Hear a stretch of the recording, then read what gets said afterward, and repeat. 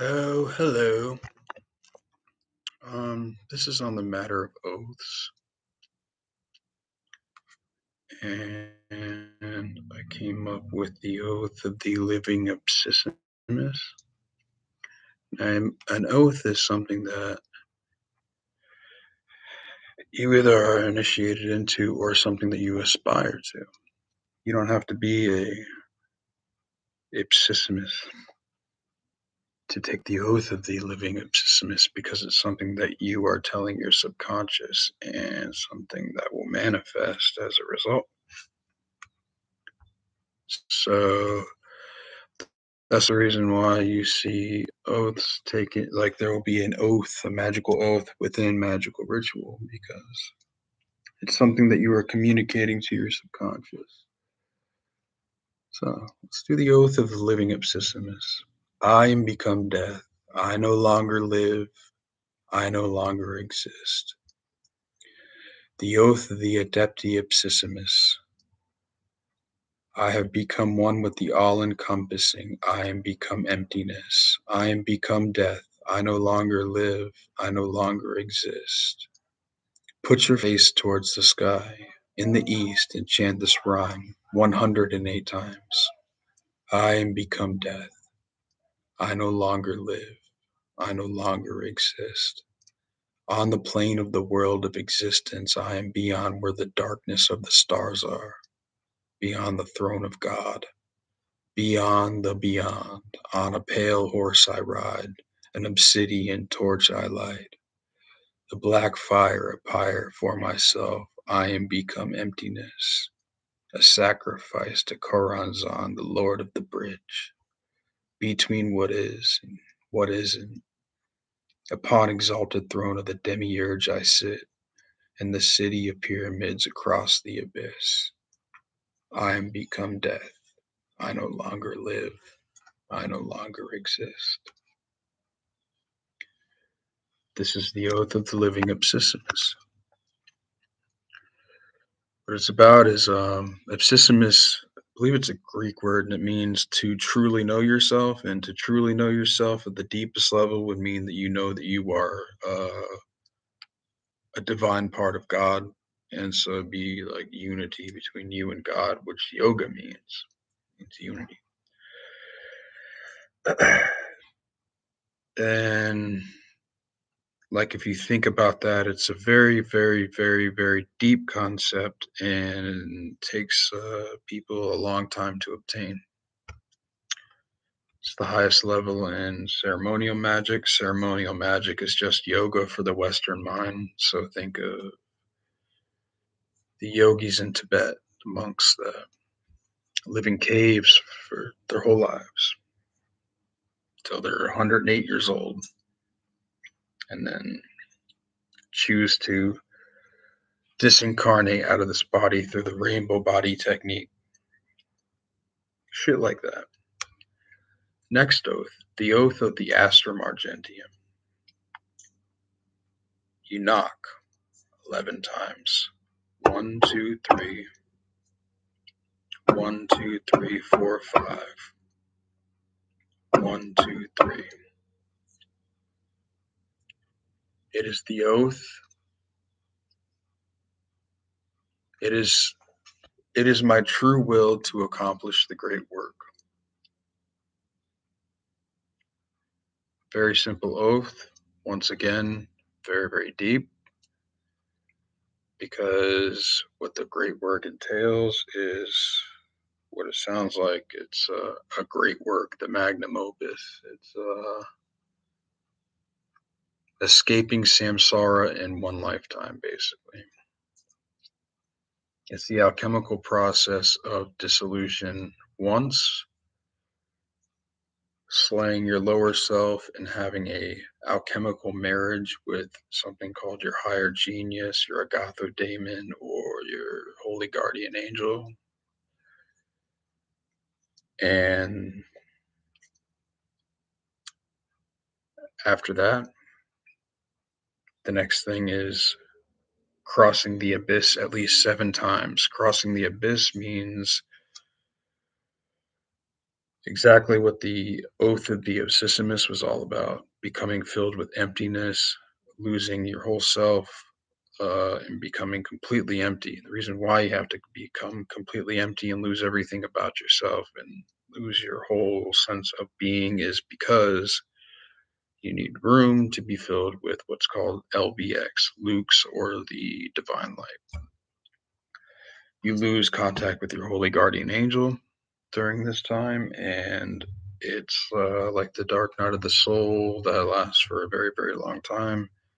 Can lead to suicide, psychosis, drug addiction, alcoholism, all that bad shit, but it can also lead to alchemical distillation and making yourself more pure.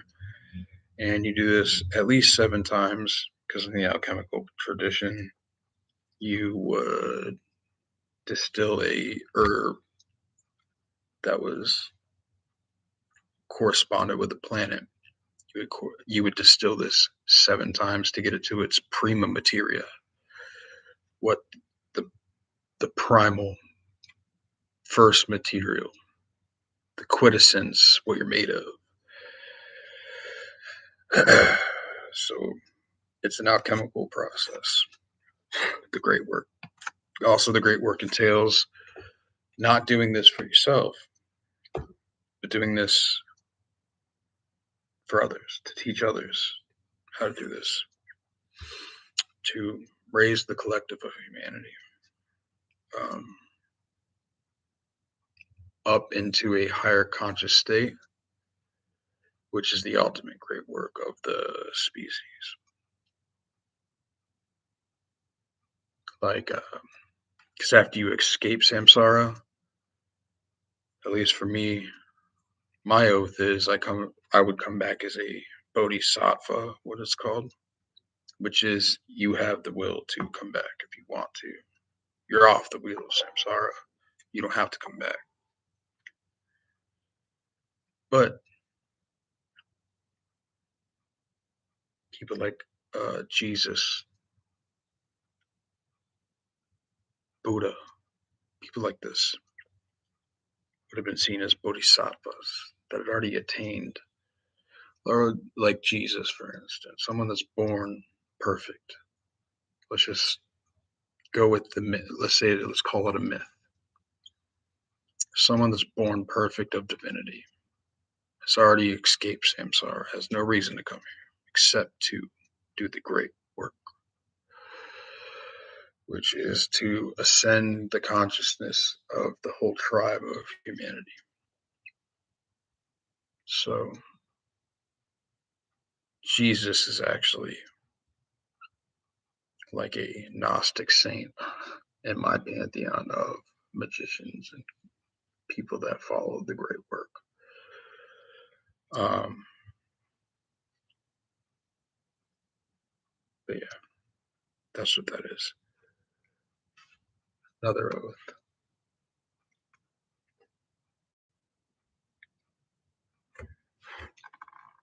I made a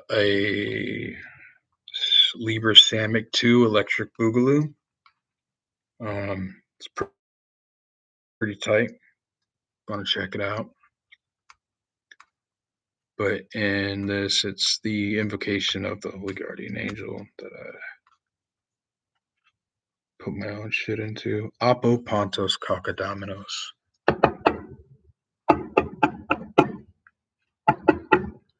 It is my true will to accomplish the great work. 65.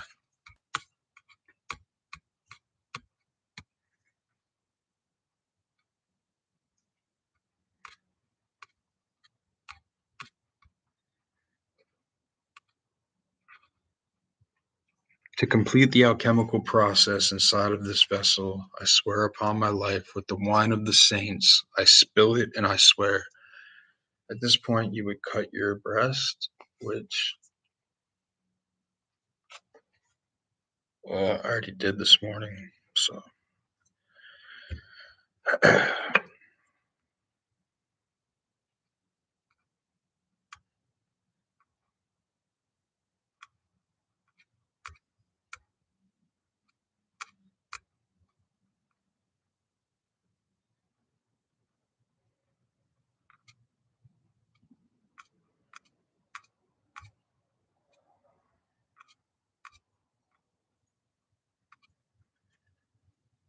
I'm the prophet Sapientius Sages Argentium of the Order of Adepti inside of the Rosicrucius.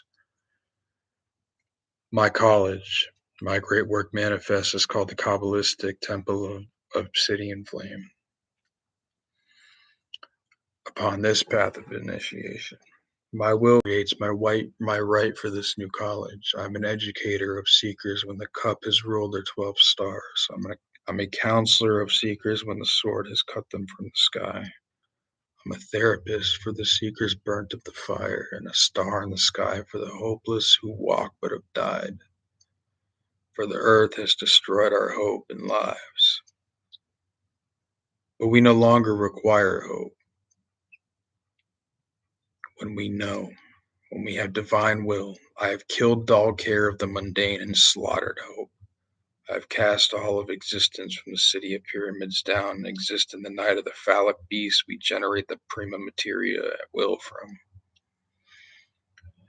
Using mastery of the grade of Obsissimus to enter Kether and abolish the outside macrocosmic forces, we also slay the desire to attain and ascend, for we ride upon the wings of Ma'at to ascend, and Tahuti Thoth and Raziel are in us. We attain through pure fire wand and crooked sword of air. Corazon will be slain for the adepti of obsidian flame.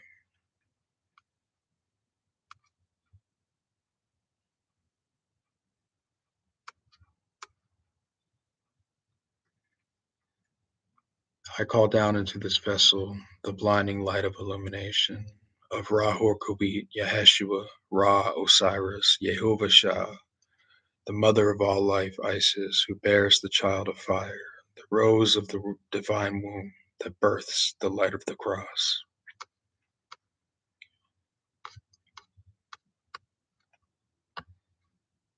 Appear on the throne of Ra, open the ways of the Ku, lighten the ways of the Ka, the way of the Kabs run through, to stir me or still me. Oh, let it kill me, nay, let it fill me. The light is mine, its rays consume. I have made a secret door into the houses of Ra and Atum, of Kephra and of Hathor. I am thy Theban omen to the prophet Ankof na Kansu. By Besna Ma'at, my breast I cut. By wise Tanek I weave my spell. Show thy star splendor, O Nubi. Bid me within thine home to dwell. O winged snake of light Hadid, abide within me, Rahor Kuid.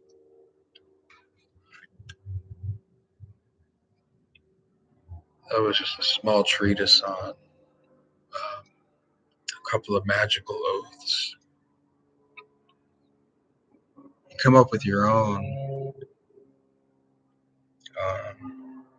The only one that I was taught was is the Oath of the Astrum Argentium, the AA, or Argentium Astrum, however you want to say it. It is thy true will to accomplish the great work, and you knock 11 times.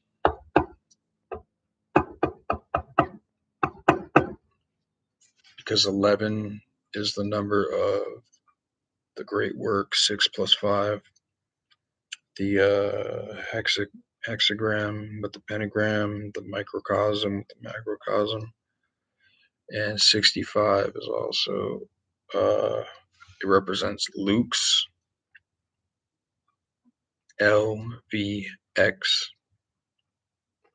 Luke's is Latin for light, the divine light. When you put a period between the L, the V, and the X, they become also Roman numerals, and they add up to 65. 6 plus 5. It represents the great work.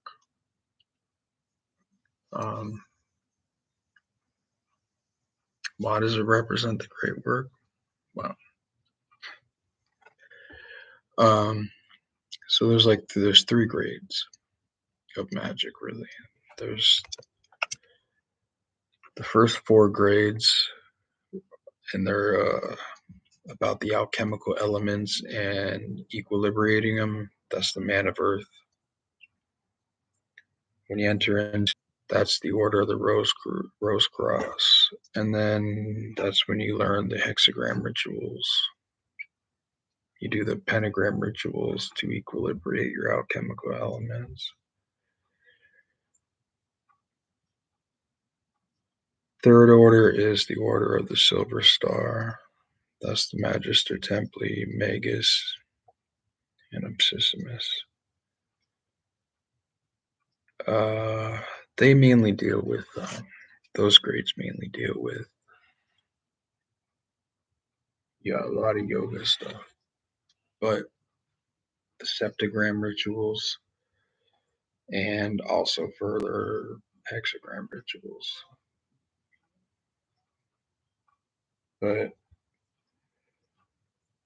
so it's kind of talking about the rituals, but it's also talking about like the macrocosm of like a star has 6 points, or the hexagram. The hexagram is the fire triangle mixed with the water triangle, the masculine and feminine. Blending opposing forces is the crux of the great work. And the pentagram rituals are a sign of the rose cross, actually, because the cross represents the 4 elements of fire, water, earth, and air. And then the rose represents spirit, much the same as what's called the pentagrammaton, which gives the mystery of Yeshua.